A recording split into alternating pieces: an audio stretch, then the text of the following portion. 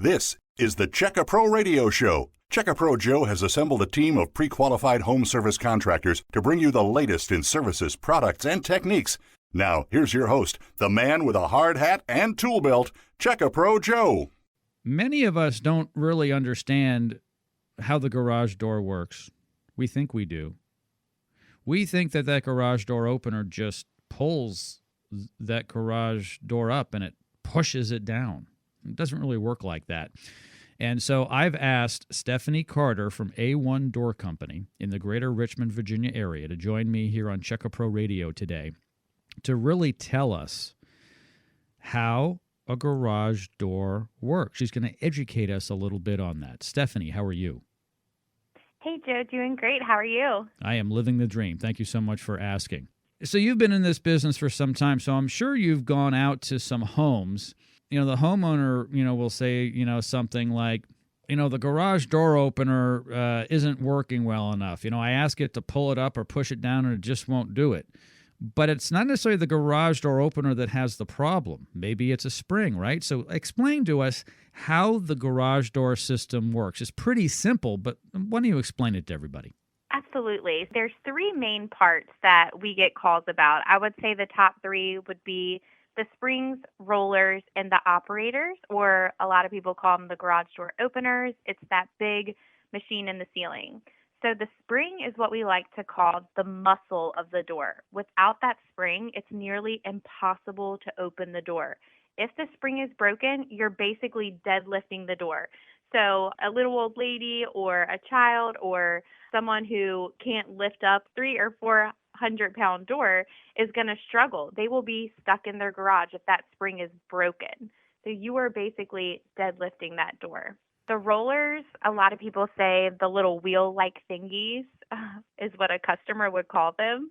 They're on the sides of the door. They're going to guide that door up and down in the tracks. A lot of times if your door is noisy, it's something as simple as changing the rollers to a higher quality nylon roller. It'll make a big difference. And like you said, a lot of people think that the garage door opener and that ceiling is what's lifting the door. But really, that's just the guide. It's there to guide the door up and down and lock it in place for security.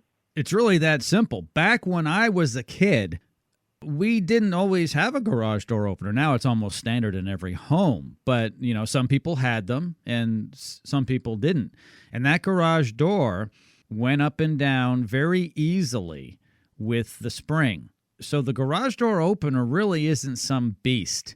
It's not like a really strong motor with a strong chain or belt that is pulling up that door. It's really just saying, come on up. We're going to let you come up. I'm going to pull you just a little bit. Because if you're a well-balanced door with the spring, you're going to move easily. When that spring isn't doing its job, let's say it's broken, that garage door opener will not open that door. That's right. So a lot of times if the spring tension is off, it'll also, it could damage your motor because there's a gear in there that's pulling that door up and down. And a lot of times when people spring brakes, they don't know. So they keep pressing the button and they end up damaging their operator because they're thinking the operator is not pulling the door when really it's the spring. And also you want to check the tension to make sure that door is balanced because if it is opening too hot off the ground or if it's too heavy on the floor, that could damage the motor as well. Yeah, it really needs to be finely balanced. Most people I talk to, Stephanie, in the garage door industry tell me that you should be able to, if you disengage it from the opener, you should be able to just pick up that door with little effort from the handle. And it should just come right up and it should come right down without much effort at all, like a little old lady can do it. That is correct. Yes, a lot of people don't know that, but when you disengage that motor and you open that door manually, it should be very light, and you want it to stop halfway open. You want it to balance in the opening and not open or close once you stop the door halfway up. You want it to stay in place, and that means that your door is perfectly balanced.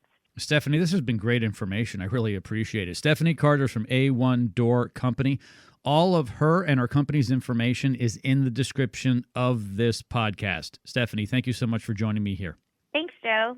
Check-A-Pro is your local source for pre-qualified contractors. Stay tuned for more of the Check-A-Pro Radio Show.